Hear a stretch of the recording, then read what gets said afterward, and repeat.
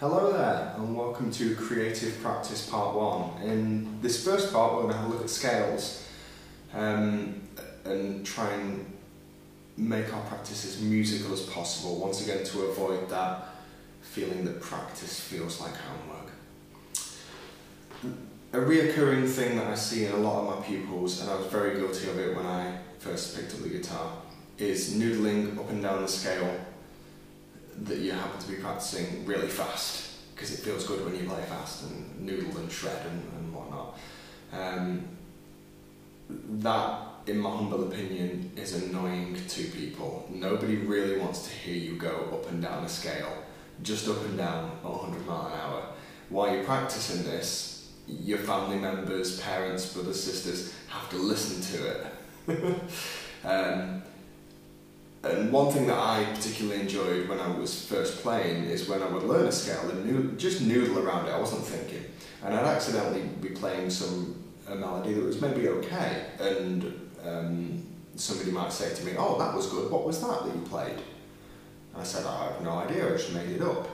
They've mistaken something that I've done for music, rather than scale goes up, scale goes down. So let's start out by. There's nothing wrong with warming up by playing up and down a scale once or twice, but then you want to move on and play creatively. So the scale that we're going to use today is the A natural minor scale, or A Aeolian, if you know your modes. And the frets that we're going to use are 5, 7, 8, 5, 7, 8, 5, 7, 4, 5, 7, 5, 6, 8, 5, 7, 8. That's your A minor scale. So there's nothing wrong with just playing it up and down a few times just to get used to the feeling of it, warming up the fingers. Nothing wrong with that at all.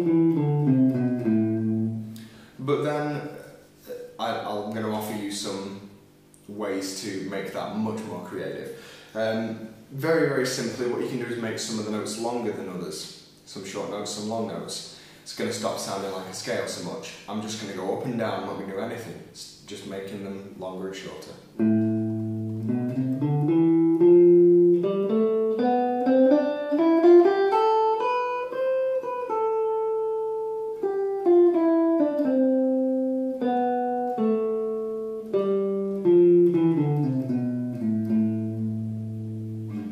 So hopefully you'll agree that sounds a little bit more musical. Another thing that we can add in is dynamics, quieter and louder. So let's do that now. Exact same thing, but I've got two things going for me now. I've got note duration and some dynamics.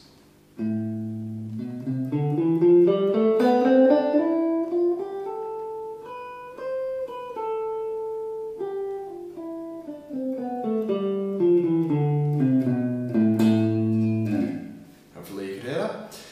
The third thing that we'll have a look at is maybe some staccato notes. So once again, I'm just going up and down. I'm doing the kind of boring practice of up and down, but I've got three things going for me now. I've got the dynamics, I've got some staccato notes, and I've got some note duration. Some notes are longer than others.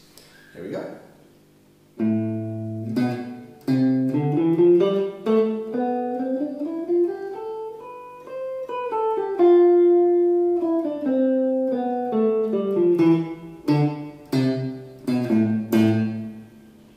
So, just up and down the scale, I haven't done anything other than that, but comparing that now with what we did at the start,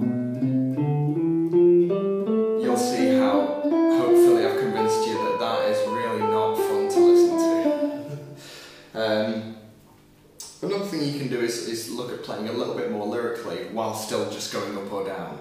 If you think of any vocal line that you hear on any record, doesn't matter what it is, you'll often find that the singer will sing the note, and then it might be the same note again, and then a bit quieter. Then they'll go up to a note, hold the note, and maybe sing that note twice more. You can, without looking at any phrasing, you can make a line sound more lyrical by picking a note more than once. So now we've got 4 things on the go. Here we go.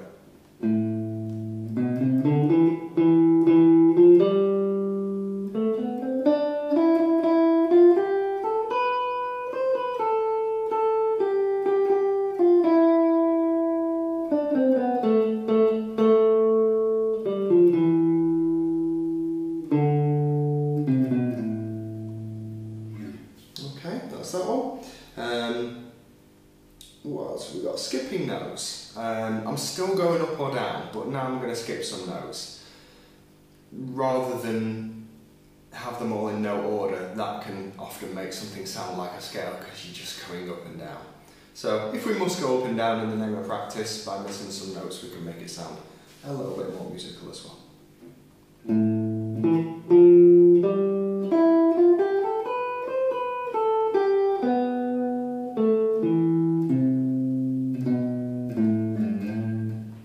Okay, that's that one. Rhythmic repetition. This is a great one. Listen to anything off any album, anywhere. If something has rhythm, it's instantly more musical. This has rhythm, just quavers, but not really. It's not rhythmically interesting. What I mean by that is a rhythm can identify any given piece of music. If I mimic this drum beat, you can probably hazard a guess what it is.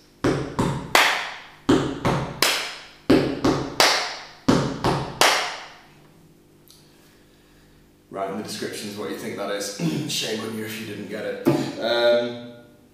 So, repetitive rhythms. Pick an album or a CD that you enjoy, any rhythm, a vocal rhythm, a drum rhythm, whatever. So if we go...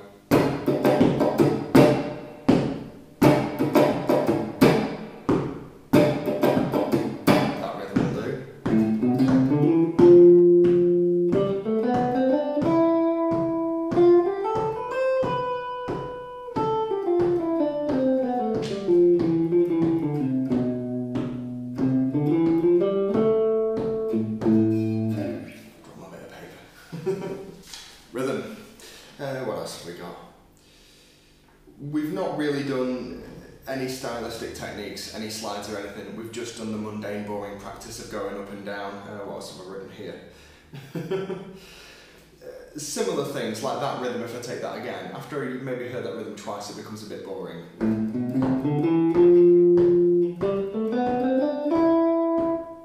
But I can let it breathe by adding some longer notes after that. It's kind of like a turnaround.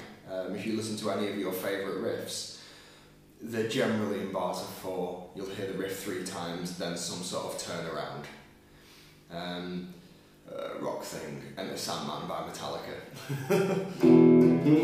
Once, twice, 3 times, turnaround. Okay, example, but you can add in a little bit of that flavour as well. Take a rhythm, maybe hear it 3 times, then something different.